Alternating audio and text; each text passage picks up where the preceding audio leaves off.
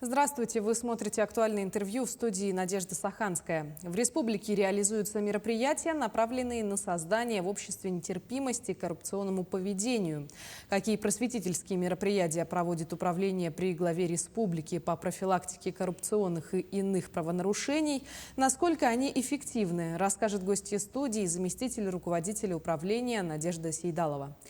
Надежда Леонтьевна, здравствуйте. Добрый день, Надежда.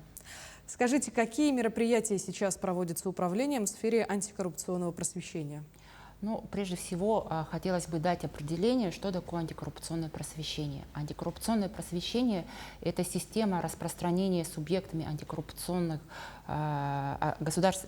субъектами государственной политики в сфере противодействия коррупции, образовательными учреждениями, общественными объединениями, некоммерческими организациями, достоверной информации любыми способами, да, в любой форме, в том числе коммуникативной, с привлечением коммуникативных средств, да, информации для неопределенного круга лиц о антикоррупционном поведении, да, о антикоррупционном мировоззрении, антикоррупционного поведения вообще в обществе. Да.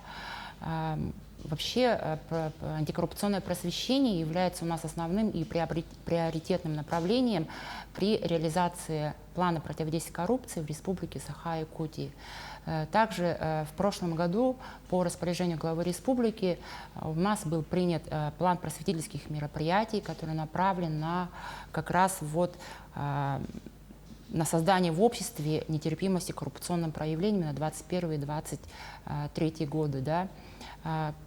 Какие мероприятия вот как раз вот по антикоррупционному просвещению входят, да, это, конечно же, у нас и создание и распространение видеороликов, да, распространение полиграфической какой-то продукции, проведение лекций, семинаров, курсов повышения квалификации.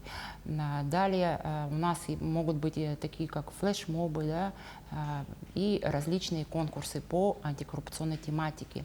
Вообще антикоррупционное просвещение можно разделить, наверное, на два блока. Это антикоррупционное просвещение непосредственно самих государственных, муниципальных служащих лиц, замещающих государственные муниципальные должности, ну и также руководителей организаций. И, наверное, второй блок – это антикоррупционное просвещение учащихся, молодежи и населения в общем. Ну, конечно же, мероприятия бывают различные, как и хотелось бы сказать, да, и у нас вот есть реально вот такой вот план, по которому мы действуем. Мероприятия мы проводим в том числе и с представителями общественных организаций, как я уже сказала, да, некоммерческих организаций. Ну вот в целом как-то кратко вот так вот. Угу. Скажите, а какие методы используются при работе по антикоррупционному просвещению и как это работает? Ну, я, как уже ранее сказала, методы это вот действительно доступным каким-то языком. Вот даже вот сегодняшнее наше мероприятие это тоже как бы антикоррупционное просвещение, да. То есть мы проводим действительно семинары, лекции. Буквально вот недавно у нас 24 августа в рамках августовского совещания работников системы образования с нашим участием, да, совместно с Министерством образования и науки и их подведомственными организациями было проведено семинар «Антикоррупционное просвещение как приоритет государственной политики». Данное мероприятие было проведено в очном формате и в онлайн-формате. Приняли участие в этом мероприятии, семинаре более 350 участников.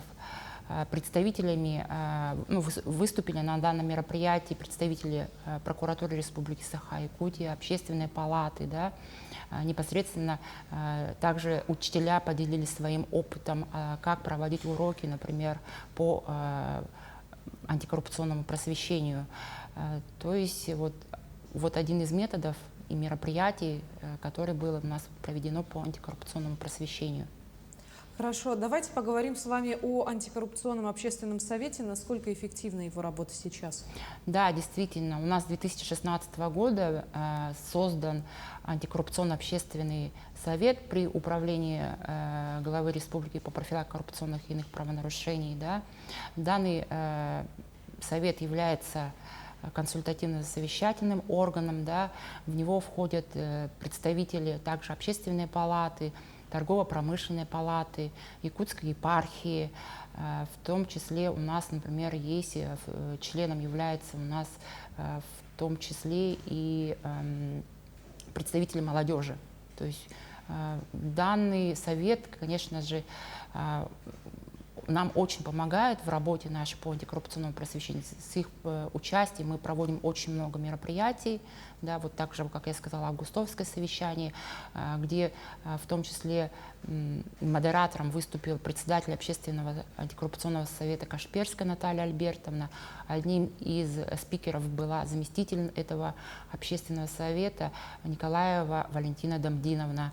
Они непосредственно у нас принимают участие, в том числе в мероприятиях, которые приурочены в рамках Международного дня борьбы с коррупцией, который у нас ежегодно проводится 9 декабря.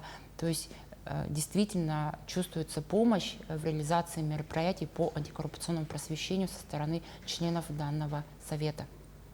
Вы говорили о антикоррупционном просвещении служащих. Какая работа проводится в данном направлении? Да, действительно, управление является тем полномочным органом, которые должны проводить профилактику коррупционных и иных правонарушений среди служащих. Но непосредственно для служащих, конечно же, в первую очередь мы проводим лекции, семинары. Также на базе Высшей школы инновационного менеджмента при главе республики мы проводим курсы повышения квалификации. Да, они ежегодные, принимается у нас как бы план ежегодно совместно с Высшей школой инновационного менеджмента, и мы проводим курсы повышения квалификации. Также нынче летом мы записали тоже ряд видеолекций для того, чтобы, например, служащие, охватить больше служащих, да, и если где-то что-то они, например, забыли, да, упустили, обратились к данному курсу видеолекций и снова что-то вспомнили. Да. Также мы проводим лекции для ответственных лиц, которые у нас есть в каждом госоргане, да, и в органе местного самоуправления.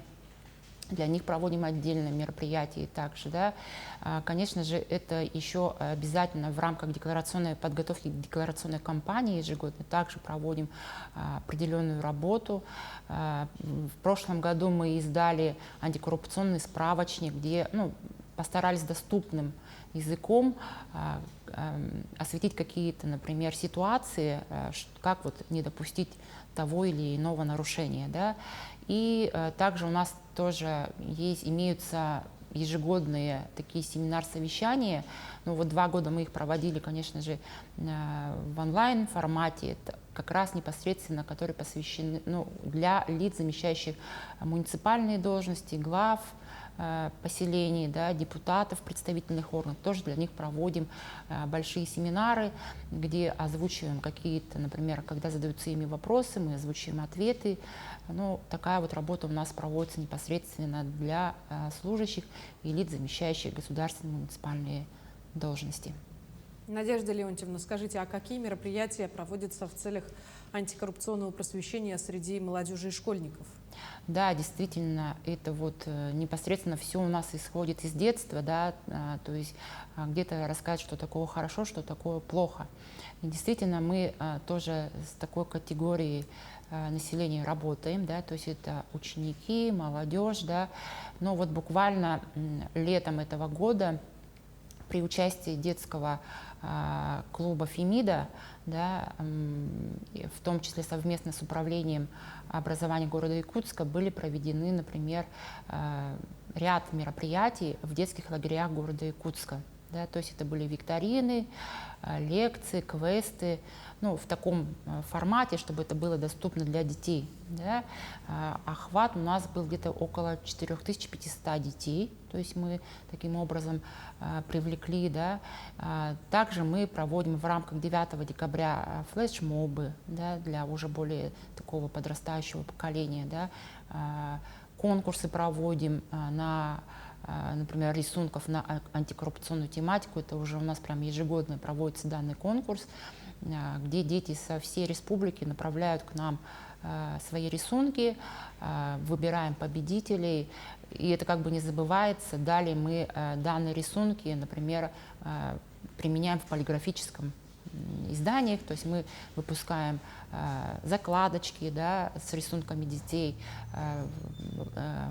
календари, да, то есть такая работа у нас проводится. Далее мы, конечно же, проводим семинары, лекции для студентов. Вот в прошлом году мы были, например, на лекции в Агики, также проводим лекции в Северо-Восточном федеральном университете. Работа идет.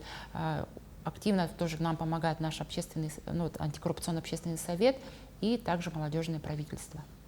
Давайте тогда перейдем от лекции к практике. Если кто-то из наших телезрителей станет свидетелем коррупционного поведения, куда обратиться в таком случае и как проще всего это сделать? У нас в управлении действует телефон доверия, где вы можете даже, не называя свою фамилию, имя, отчество, если вы не хотите, конечно, да, но действительно стали участником какого-то коррупционного правонарушения или коррупционного проявления, можете обратиться по номеру телефона доверия, который установлен в нашем управлении. Номер телефона у нас 50 70 50. Также можете, конечно, обратиться непосредственно на личном приеме. Да. Вообще, хотелось бы сказать, что телефоны доверия, они существуют в любом органе, как и в федеральном, как в прокуратуре, в правоохранительных органах, также в органах исполнительной власти и в органах местного самоуправления. Но если вы непосредственно хотите обратиться к нам, можете по номеру 50 70 50. Также у нас действует официальный портал, тоже есть вкладка «Обращение граждан», тоже можете туда обратиться. Благодарю вас, Надежда Леонтьевна, за содержательную беседу. Возможно, после просмотра этого интервью многие сделают для себя необходимые выводы. Спасибо. Ну а я напомню, вы смотрели актуальное интервью. Берегите себя. До встречи.